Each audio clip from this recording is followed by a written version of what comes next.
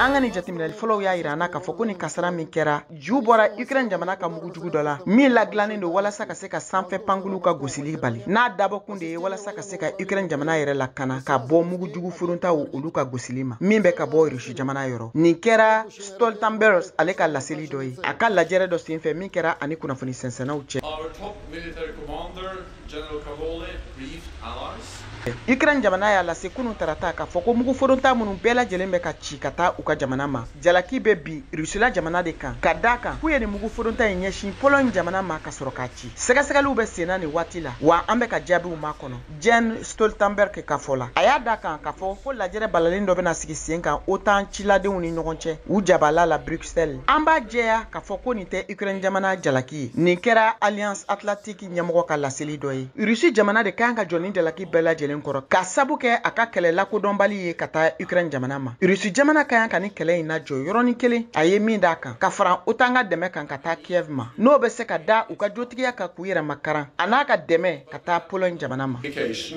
That this was the result of a deliberate attack.